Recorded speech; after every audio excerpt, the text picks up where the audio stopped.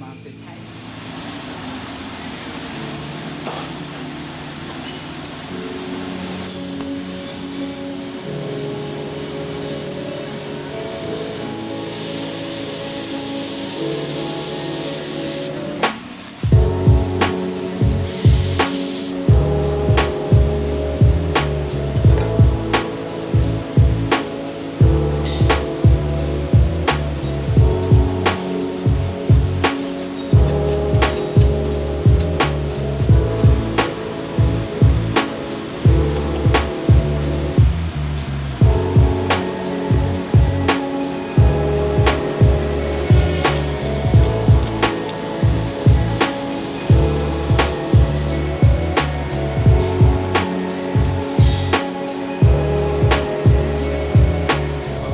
White black wire down here, run it to the front of the shifter, so when it's in park it touches this and it can ground it, and then I can start it.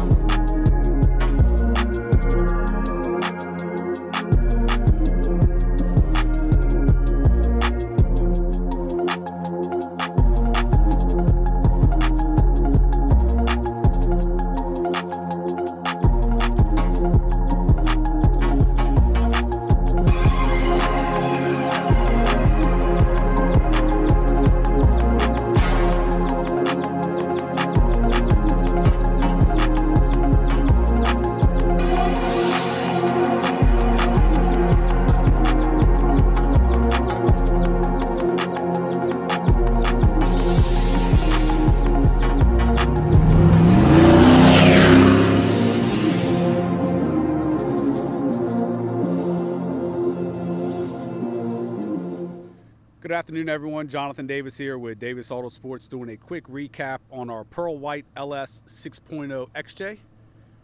We just wrapped up this build, and it's not for sale. Like I said, it's just a recap. We started building this XJ quite some time ago, and in about the middle phases of the building process, we took a deposit on it, and we finished the build exactly how the customer wanted it. His use of this XJ is a street-driven sort of daily driver, owns a high-end custom restoration company for homes and mostly kitchens, and it's something that he's going to be driving from site to site. He is up in New Jersey, so it's going to be hitting the road a lot. It's going to be in some inclement weather, so he's not an off-roader. Didn't need to go crazy with any of the full driveline, if you will, although it's all been completely done. Starting off LS 6.0 aluminum block, aluminum head, headers, exhaust, all that good stuff. The exterior was a complete disassemble custom pearl white finish. We have our DAS Rebel wheels that we teamed up with Fuel. Literally everything on this Jeep, top to bottom, inside and out, is new. The video that we have posted of the build will show you a lot of that. This is just a quick recap.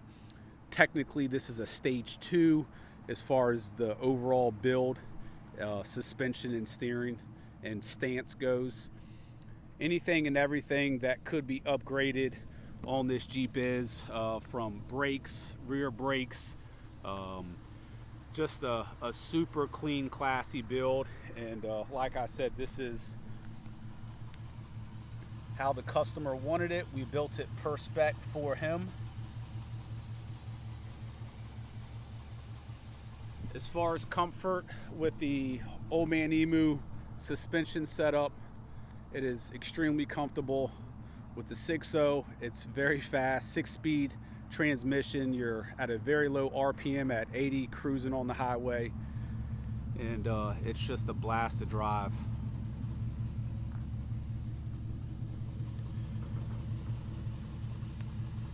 That 80 series transmission is a beast. Paint came out beautiful. It's a beautiful BMW pearl white. Everything on the exterior, as noted, is all new.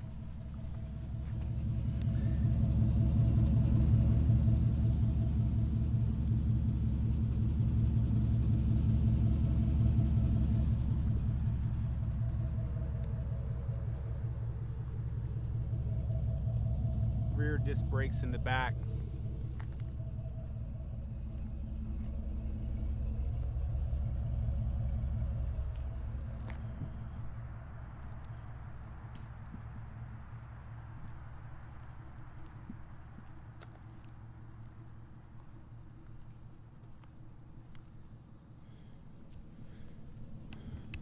Full interior job as well.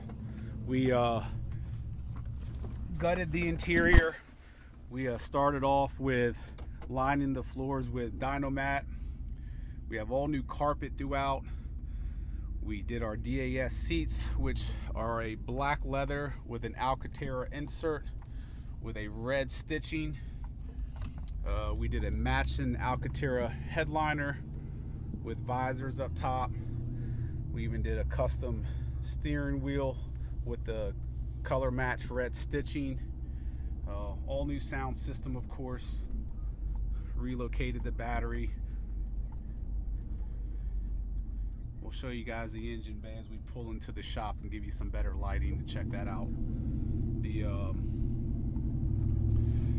We maintain the factory 355 gears with this power, and only running 265 70 17. There was no need to change the gear ratios. More than enough power. This thing on a straightaway on dry pavement at 25, if you nail it, it will start to spin the tires. So with keeping in mind that he's going to be driving on the highway a lot, we had no reason to gear this thing whatsoever. I mean, that's 10% throttle.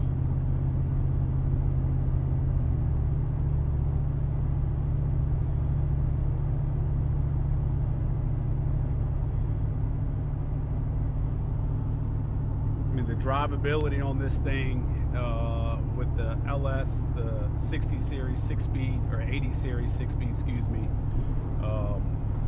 Old Man Emu, the complete driveline done. This thing just drives incredible. The steering's great. Comfort of the seats, those are also heated. We rebuild the bolsters, of course. We also added the Alcantara on the upper door panels. There's a ton that we did to the interior. This incline right here on this hill, pretty steep. Every Cherokee I've ever driven, geared or not geared, has to downshift to maintain or accelerate speed. Not this one. That's one of the reasons too that this thing's going to get superior fuel economy compared to a typical AW4 transmission with the 4.0.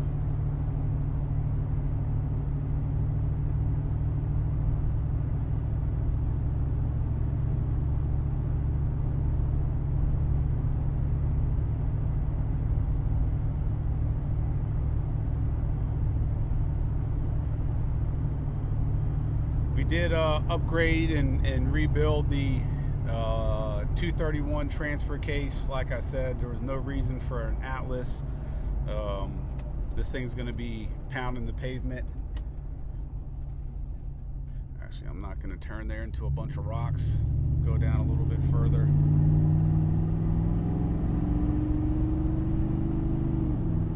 The throttle response in this thing is the first few times I drove it, I actually started laughing. Just I've driven hundreds and hundreds and hundreds, maybe thousands of XJs of all different types, different gear ratios, stroker end, you name it, and driving this thing is it's fun.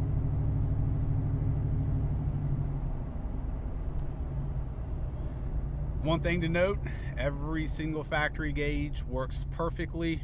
That takes a lot of work to incorporate the factory gauges in a swap like this. You'll see the few Jeeps that are around with LS swaps typically have aftermarket gauges. We just try to make everything completely factory. When we did the LS swap, when we cleared the old engine out and the harnesses and everything, we spent probably a week and a half just on the actual engine bay and prepping it prior to paint, welding things in, closing them up, and the engine looks absolutely beautiful in this thing.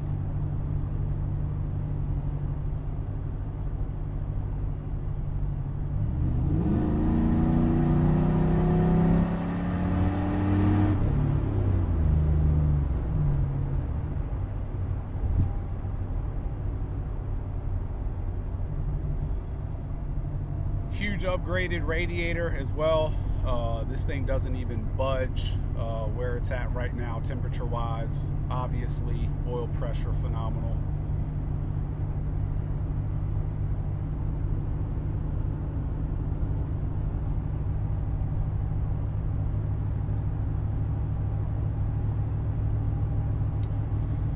Full Alpine system, obviously in-dash double din, nice clean setup without the flip out. AC system is all brand new, heating system's new, everything is new. There's nothing that is left over from the original Jeep as far as the components go.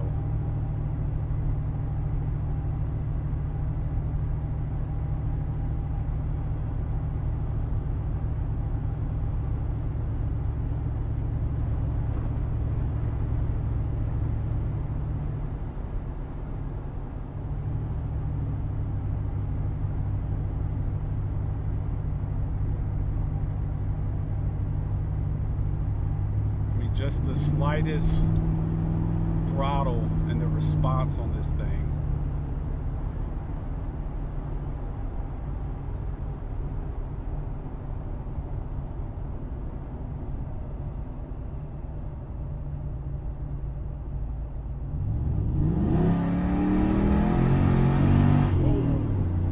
Woo. This thing goes. Brakes feel great.